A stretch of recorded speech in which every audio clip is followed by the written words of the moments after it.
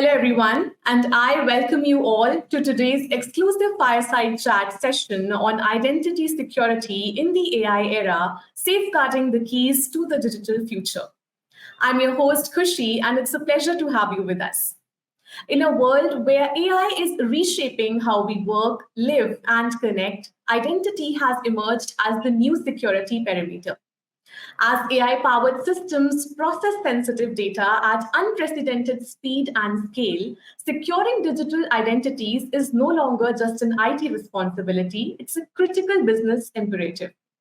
So, in this conversation, we will explore why identity is central to protecting the modern enterprise, how AI is both a powerful ally and a formidable challenge in cybersecurity, and the evolving journey from zero trust to a passwordless future. Our expert speaker will also share real world insights into common pitfalls, developer readiness, and bold predictions for the future of identity security in an AI driven world. So, without further delay, please join me in welcoming our distinguished speaker for today's session, Mr. Rohan Vaidya, Area Vice President for India and SAARC at CyberArk. He is a global leader in identity security with over 25 years of experience across industries such as telecommunications, BFSI, IT services, and media.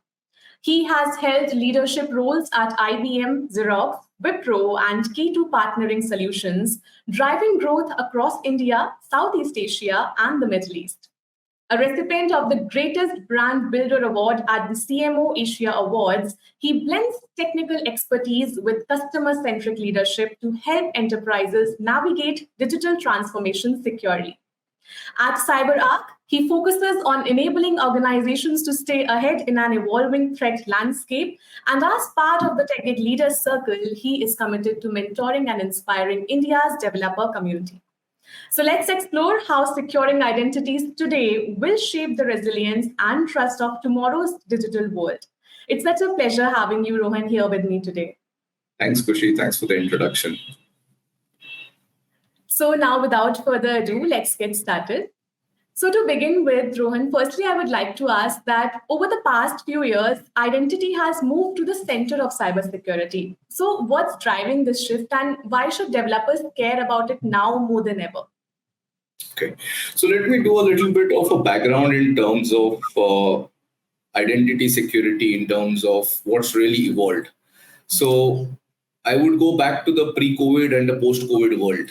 So most of the conversations, the pre-COVID world, were more around perimeter security because everybody believed that the work of place had to be safe and people worked from offices. People would go and bank physically in banks. They would have data centers which were physically guarded with a physical security, as well as there were other firewalls and all perimeter devices which were there.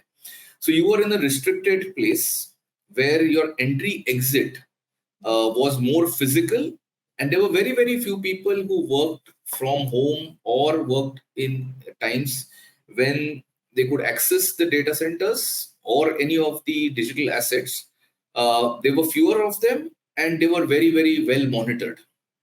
Come COVID, situation just changed.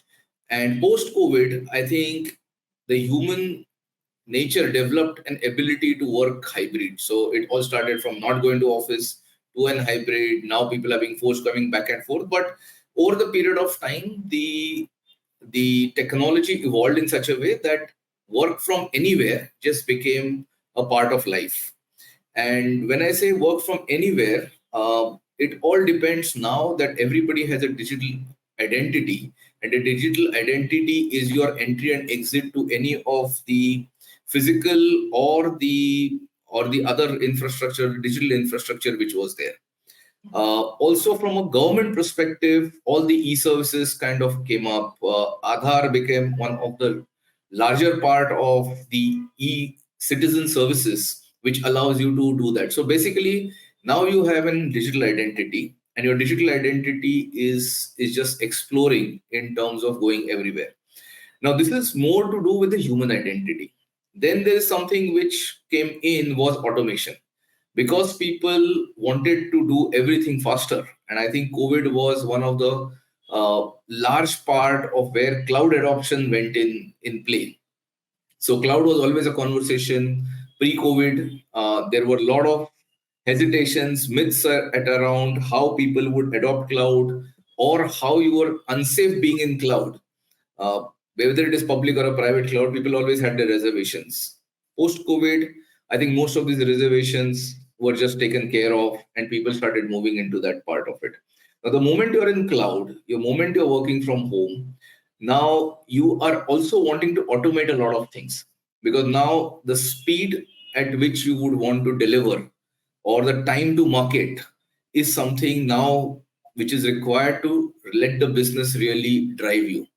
So moving in that direction, everybody wanted to be much faster and faster. And the moment you are faster, you need automation in the back end. Now the automation came in with companies like Automation Anywhere, Blue Prism and things, or UiPath. These were the first pioneers in terms of machine-to-machine identity or machine-to-machine automation which happened. So you had bots which did the work. You had all the mundane work which went through a process which was automated. And when you have a machine to machine talking to each other, the only way a machine identifies the other machine is when it authenticates an identity. So you have a machine identity now, which had to be authenticated. And if you have one single bot which talks to probably 20,000 servers, uh, it would have 20,000 identities which are there. And I'm now talking about identities which are privileged identities, or I would say super users, because as a basic rule of IT systems is that you need to be a super user to do anything. And those identities, whether you're a human or or a non-human, you have to have those super user credentials available to authenticate. And that kind of spiraled off, saying that, for one single user, a human user, you may have about 45 machine identities which are available. And now all these machine identities, privileged machine identities, as well as human privileged identities, are now available. And this is music to all the hackers, because all what a hacker wants to do is eventually reach to a privileged identity or a privileged credential that he would want to take over. And once he has that, he has access to everything. So that eventually he wants to take over the domain controller. And the domain controller is basically taking over the credentials of the domain controller, which is game over. So now that you have suddenly increased the surface area of attack. Initially, it was only physically you were able to go through a network device or a server and things like those. Now you have opened it up on the cloud. You've opened it up into the automation space. And we also evolved a lot in the developer space, which is now going into DevOps. The classical way of development is kind of over. You have CDCI pipelines which have to be managed. And to really run that, you have a lot of DevOps tools which are used, right? From an orchestration to a development to all that things. And all these developers basically develop and put everything in production, which means you have to have access to the credentials or privileged credentials in the DevOps space, which is called secrets. And the secrets have to be managed, or the secrets are going to be easily available to any developer because he has to run in production. And the attackers, it is much easier to go after the secrets than going through the structured way of what a CISO or a CI would have defined in the normal perimeter based security system which is there. So this opened up a completely new area where people could start going after these secrets. And there have been so many instances in the past in terms of people have either knowingly or unknowingly put their codes in GitHub in a public domain, which have allowed people to make changes, or they were not easily guarded, or the developers do not come from a security background. So security at development stage is something which is missing. And it's a shift to the left, what you would say. You need to kind of start talking to the developers and tell them, look, it has to be embedded in your design. It needs to be embedded as a part of your life. Otherwise, the challenges are going to be much larger. So all said and thing, just to kind of summarize, from a human identity to a machine identity, we've kind of gone away. And we have now added even a bigger and a larger part of the problem by adopting AI.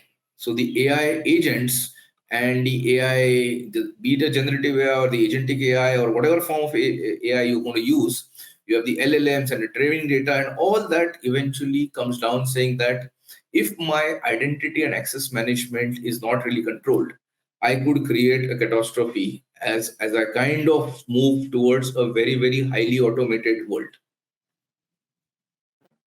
Right, Rohan, and definitely in this evolving era, definitely automation is something that all of our Gen Zs are looking forward to with all of the advancement in technology per se.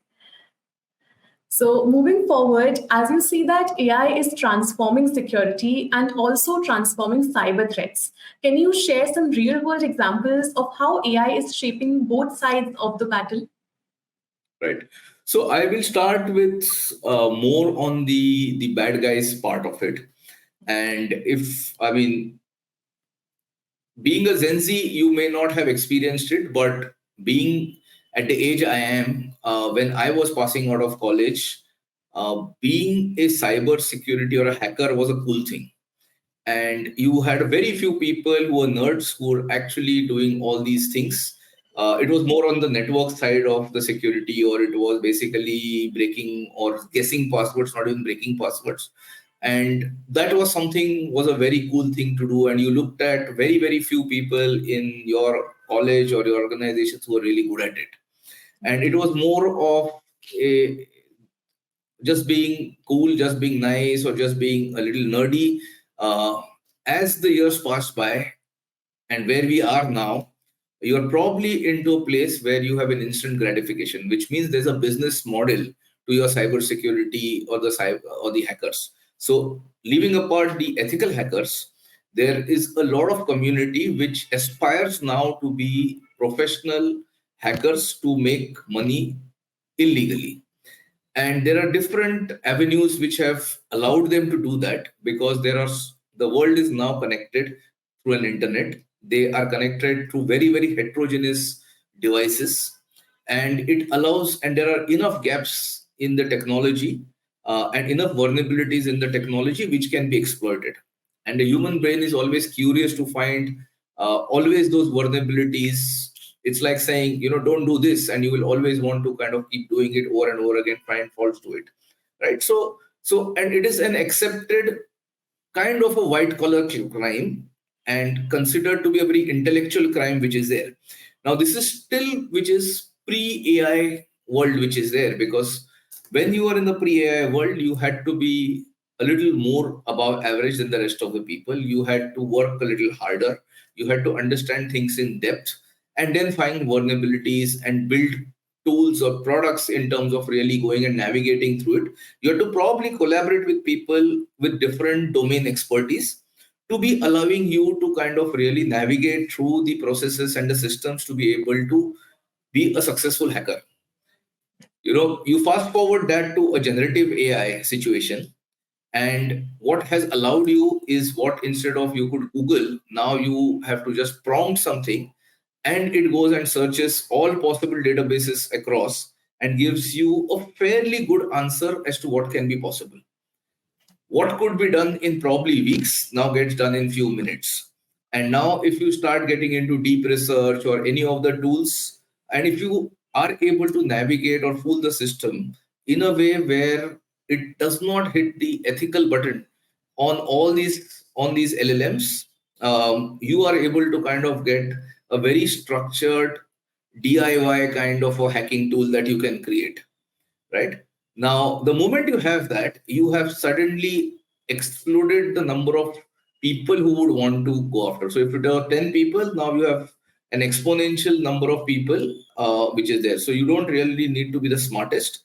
You just need to be able to navigate and keep asking questions, and your whichever tool that you're using, it gets smarter and smarter and keeps helping you.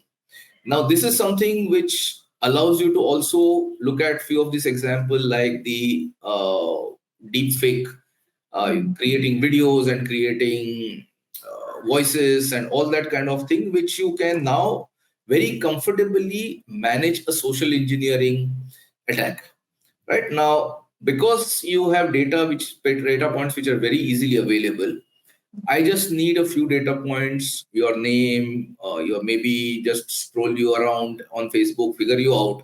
And if you are active on any of the social media, I can triangulate the data points and figure out where you live, what you do, who are your friends, where are you traveling. A lot of information can be, and there are enough tools available. There are enough ways of triangulating the data using the Gen AI tools, and eventually coming to a very creative campaign, not just for one person, but for a very large community that you can go after.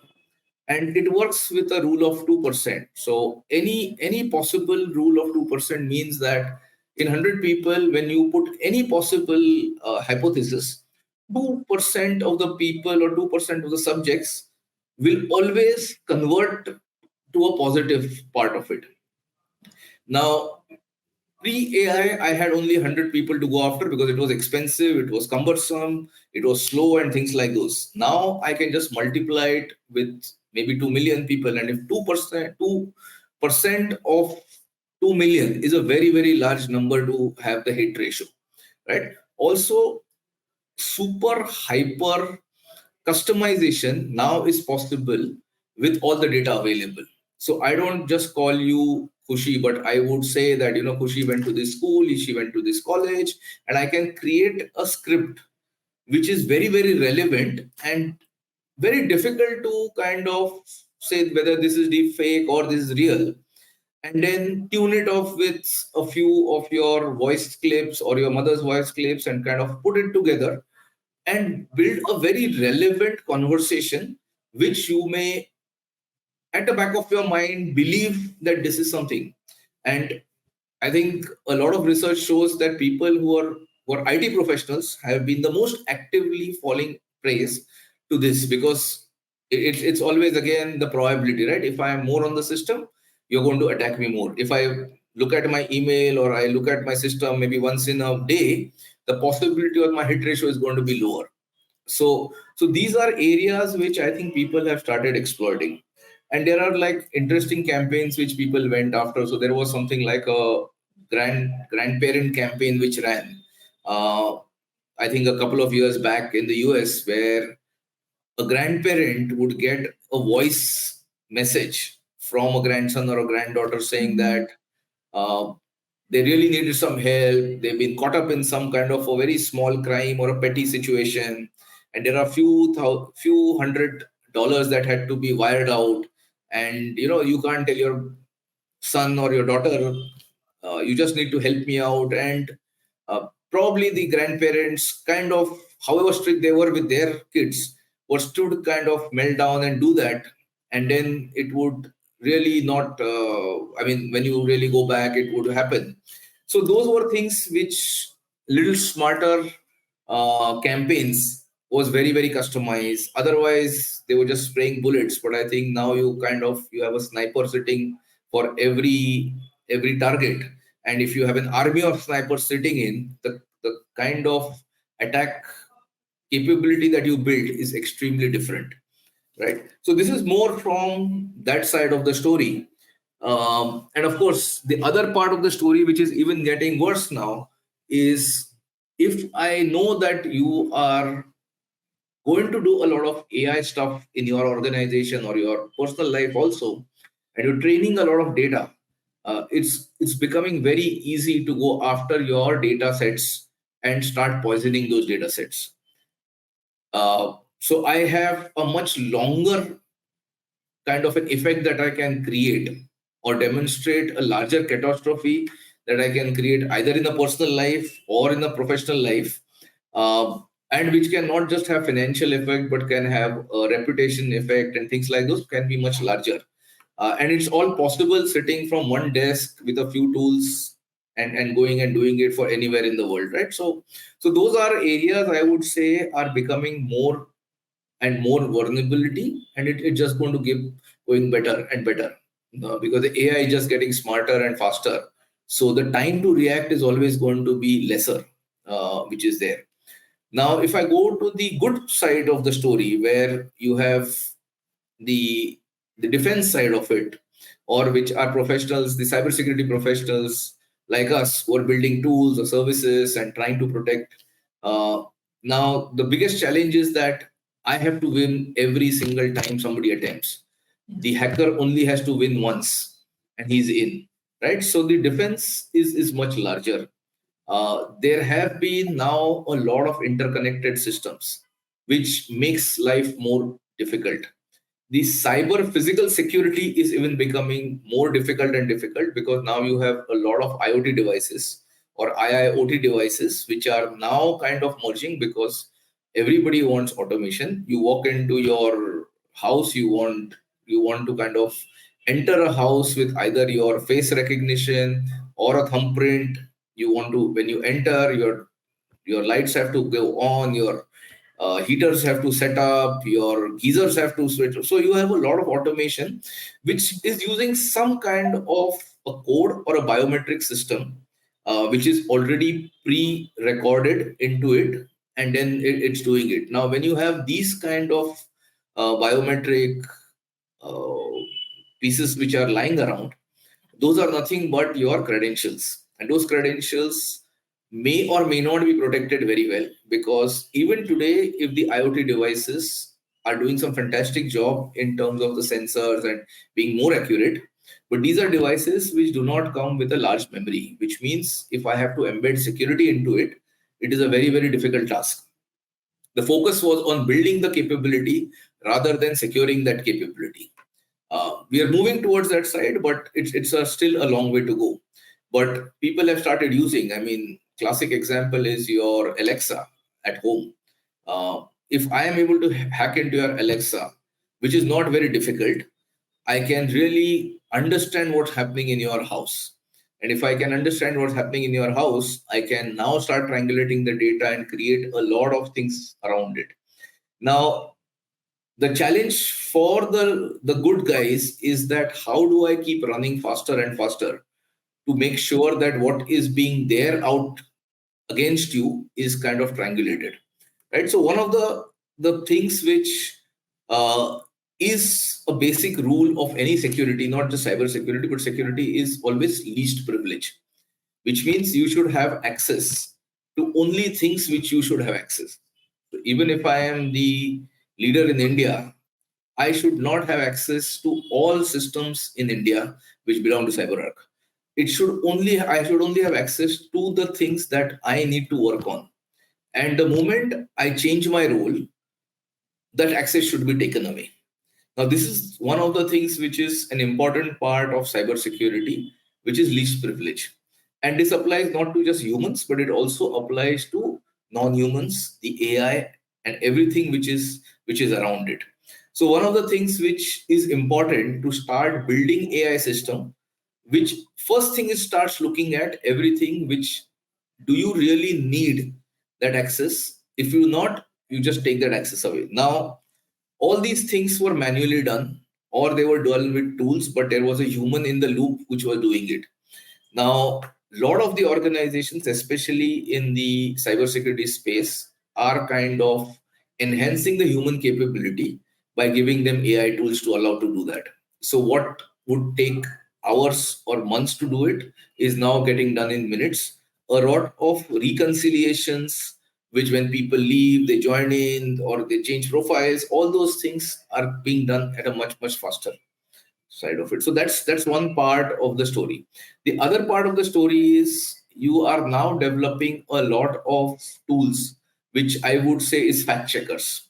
And a fact checker may not necessarily only mean what is published on the web, and you're checking those facts, but every time you're training a data, uh, is the data which you're putting into your LLM, is it clean or not? Now that can be a data which is purely on numbers, that could be a scrape data from different multiple sources. It could be your internal data which is generated from multiple systems and things like those.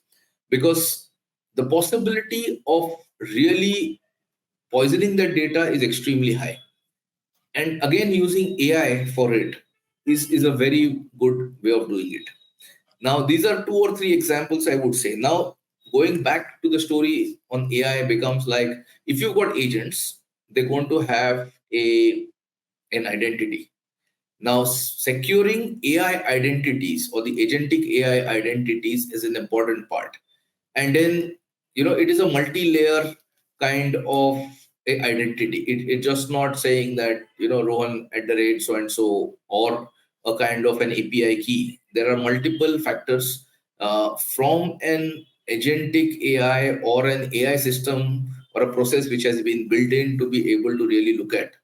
Uh, the data sets have to be secure. The access needs to be secure. Least privilege there has to be a multiple authentication system or a continuous authentication which has to happen to be able to do that. And this is what I believe is the new age cybersecurity companies are building, which we are kind of getting ready for the AI world to do that.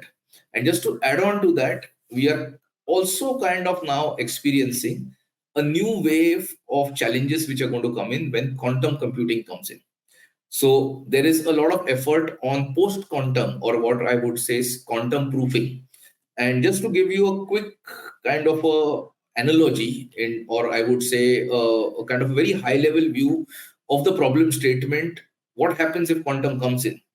So cryptography has been a base, or an encryption has been a base for cybersecurity for years that we've been using IT systems.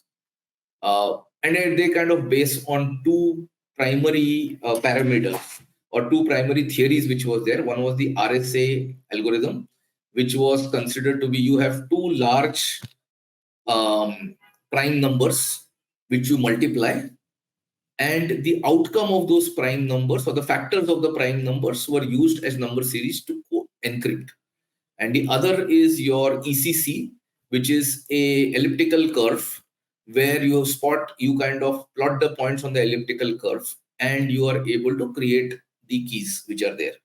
Both keys for years have not been able to, you really cannot break those keys, because the randomness of these keys is so high that the computing that you would require, one is you require a very high computing, and the time that you would require, you would need millions of years to be able to kind of go back to the original prime number or the coordinates on the curve and then start a number series, right? So you survived all this while.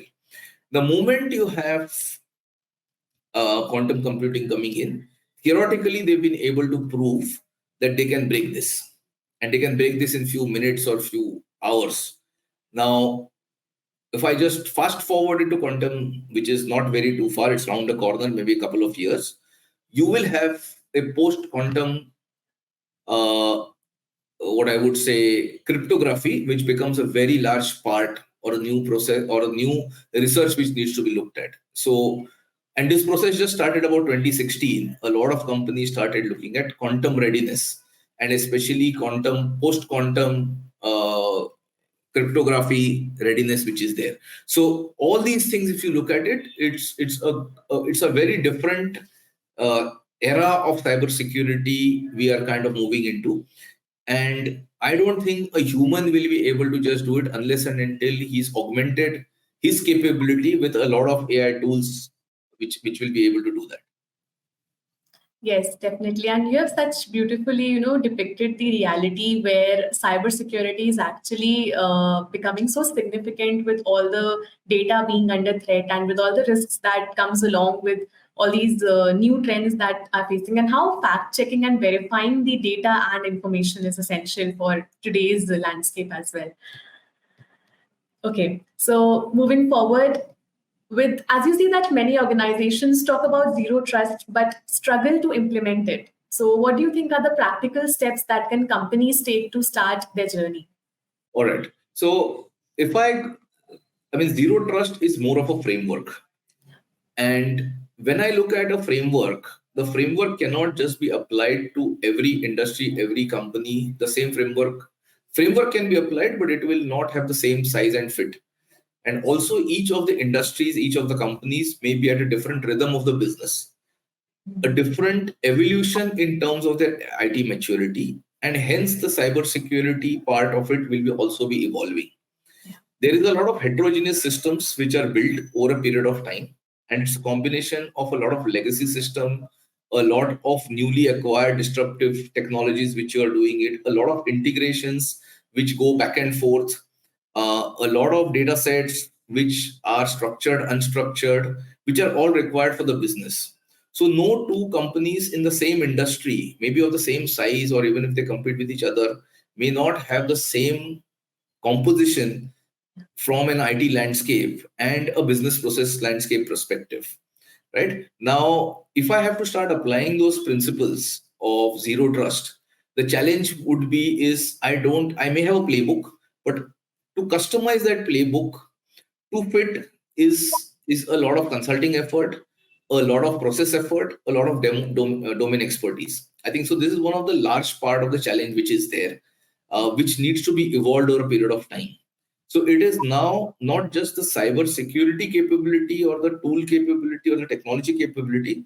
It is also coupling with the domain capability, the industry capability, the culture capability, and the kind of disruption that organization is either making or adopting in the marketplace. So there are too many variables or too many moving points to it. So if I say that organization is zero trust completely, is extremely difficult to tick the box, which means that you're going to have multiple variations, multiple alterations which are there. But we could go back to very, very basic things in the phase which are there. So two things which I would say from an advice perspective, if you do those two things right, from a zero trust perspective, you would achieve about 70-80% of the zero trust framework. So one is least privilege is something which needs to be enabled very, very strongly. A continuous authentication is the other part which is there. Now, if you do these two things right, I would say that 70 or 80% of your enterprise is kind of taken care of from a zero trust perspective. Because when you take all privileges away and only give privileges which are required, that is the first step of, I would say, zero trust. Right?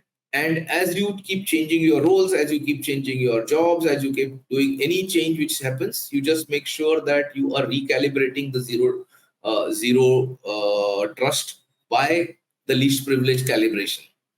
Also, continuous authentication is an important part. So whether there is a user behavior which allows you to say that this is good or bad, there could be very, very stringent rules which kind of makes you authenticate yourself multiple times. And there have been cases where the authentication also needs to be a little more smarter and adaptive, because we've had these OTPs or I would say authentications which are more of clicking the button authentications, where there are fatigue on the OTPs or the fatigue on the authentication, where people just don't read and they keep just pressing the button saying, okay, and move forward. And there have been hacks which have used this tricks to really get through. So adaptive authentication is an important part of it, and navigating through between authentication, adaptive authentication and least privilege kind of takes you to a good zero trust situation which is there. Absolutely, Rohan. And this has really, given us the insights that how in this real world scenario we can actually handle all these struggles moving forward. So moving ahead, we see that passwordless authentication is getting a lot of buzz. So do you see it as the future, and what challenges might slow its adoption? So I think one of the things which eventually is going to happen is, because you have so many systems that you deal with, and so many systems require authentication. Humanly, it is going to be impossible to remember so many passwords. Even if you have a single sign-on, you still need to have multiple authentications which happen, which means humanly you will never be able to put those passwords, or if you put in those passwords, you're going to use the same password over a period of time. And when you change, you're going to use again, just make few changes and do it. And at some point of time, you're just going to run out of those passwords, because today we are saying 90-day policy. The policy is going to just expire, because every day if there's a larger threat, you're not going to wait 90 days to change the policy, which means you have to go into a situation where you would have some kind of an easy way of authenticating. So multi-factor password or authentication is something which works at times better, but passwordless is something which is kind of the trend. And the easiest way where people have discovered, and everybody uses it on their phone, is their facial recognition, which is an easy way of kind of moving forward and doing things in a authenticated way.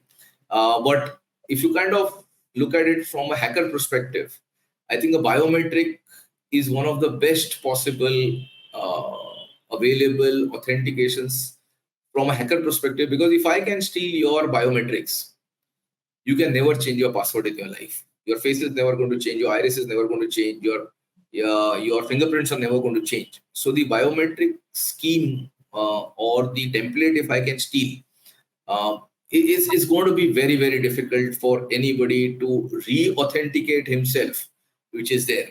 So there are now multiple areas for research in terms of from a faceless or I would say a passwordless a passwordless authentication. There are multi-factor pieces that you are kind of combining to make sure that you have a ease of use, but still are kind of moving forward and doing that. So a multi-factor authentication is a better way, and I think that is something which people have started using. Eventually, we may never have a password available, which is used, because now API keys are coming in, and there are so many other ways which are evolving, which are there.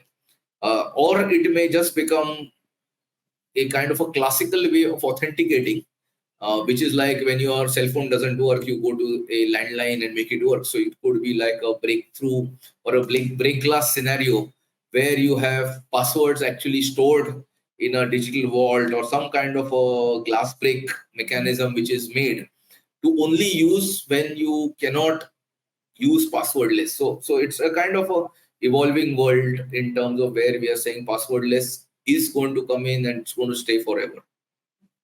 Yes, absolutely. And coming to this innovation, I would like to ask that developers often feel that security slows down innovation. So, how can teams embed identity security into agile and DevOps practices without hurting the speed? So I think one of the challenges, and I think these are all self-created challenges by the technology committee or the technology community, I would say, is saying that developers are the artists of the IT community, so they were always treated differently.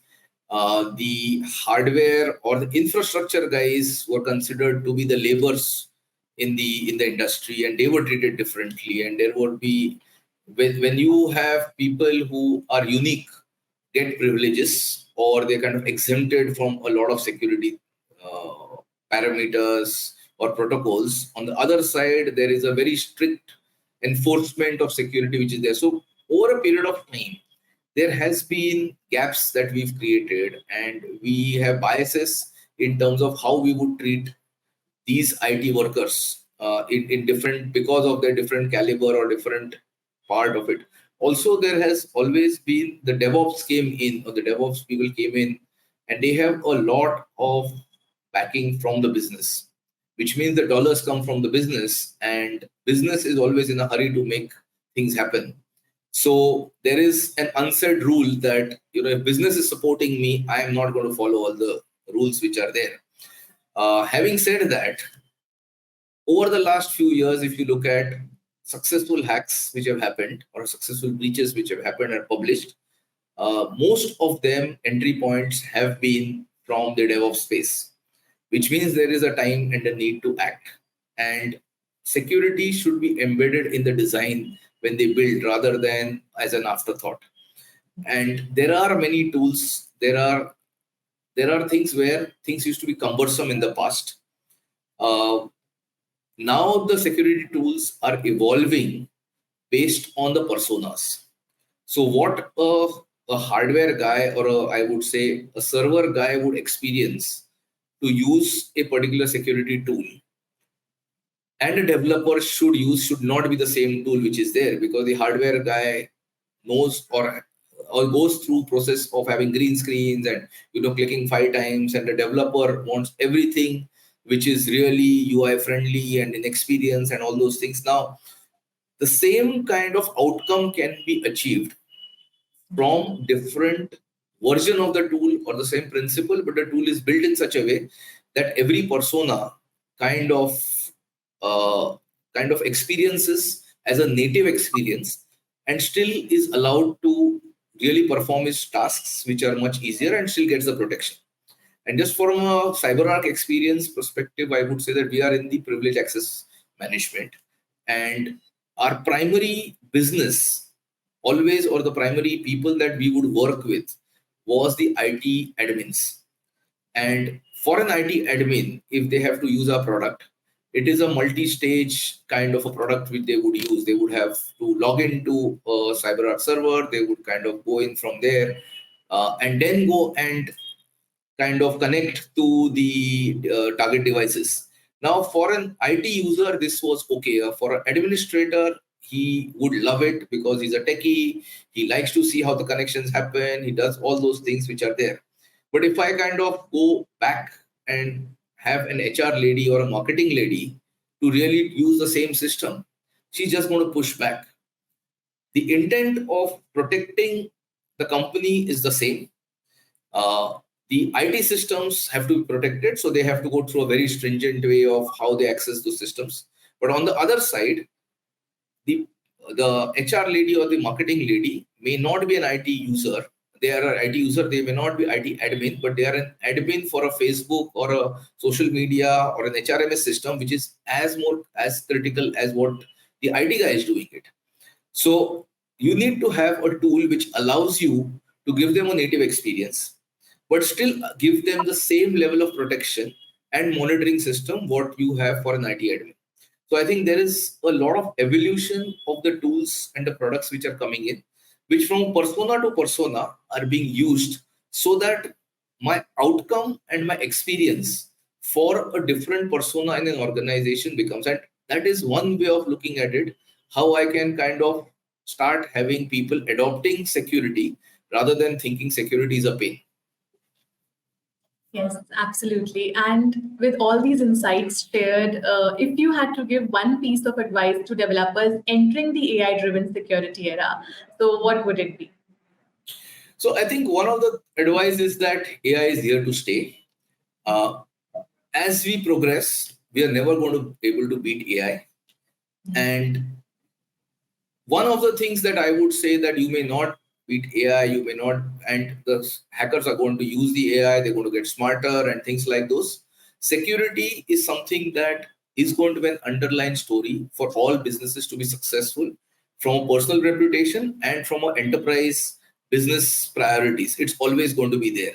So I would have a simple advice that instead of just being AI, security aware or AI aware, you need to start looking at a very simple analogy which I use, is that you may have all the tools, you may have all the knowledge, you would have gone to a school, you would have gone to a best business school or a engineering school, but you still need common sense in life to really progress. And that is something which is not so common. But the easier way is to always take one step back and really think, is this what I would have done? Is this something which is smart enough to do? And this is what you start going and applying it back to your AI world and saying that everything looks good. Is it really true to be good? Is it something which I should take a step back and say that, is this going to be a security threat from an AI perspective, or however the world is evolving? Am I AI aware and am I AI conscious? So do I have the AI sense to really do that? And if you start building that intuitiveness in your ability when you deal with systems, which is going to be a part of your life every now and then, I think you will develop your AI sense as you have developed your common sense, how you live life. Yes. And definitely, whenever we talk about the common sense, the AI sense is going to be on the top-notch headline nowadays, as the evolving is massive, and definitely everyone needs to, pace up their awareness with this particular technology per se. So moving towards the end, Rohan, I would also like to ask that what do you think about the Leaders Circle program here at TechGig, and what are your views on this initiative? I really enjoyed these two episodes. So one was a kind of panel discussion, and it was quite enlightening because there were people from different parts of the business which came in more from the engineering side of it, and that really kind of not just helped me, but I think would have definitely helped the audience in to look at a 360 view of how the industry looks at things. Today's conversation was quite nice because I think there's a need now to have people aware of the identity security. Identity is there to be with us. Digital identity is not going. Today, one human with AI, if I couple it up, you have about 80 machine identities which are there with you. So 1:80 is a very large number from an identity. And I'm saying privilege identities, not just the normal identities which are there. So if you start getting yourself educated, understand what these privilege identities are, I think you are going to have a much better life and a much peaceful night rather than being worried about what's going to happen to you and your data and your money and everything around which is there. Yes. And thank you for that, because definitely we know that how with this evolving landscape, it is such important to always face up. And also with this much deeper understanding, we would like to wrap up this truly insightful fireside chat on identity security in the AI era and safeguarding the keys to the digital future. A heartfelt thank you to you, Rohan, for sharing such valuable insights, practical frameworks, and forward looking perspectives. Your thoughts have given us a much deeper understanding of how identity has become the new security perimeter, the opportunities and challenges AI brings to cybersecurity, and the path towards a secure and passwordless future. It was such a pleasure having you with us, and thank you once again for being a part of this engaging and thought provoking session.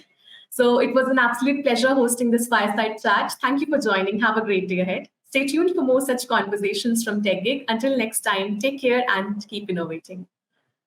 Thank you.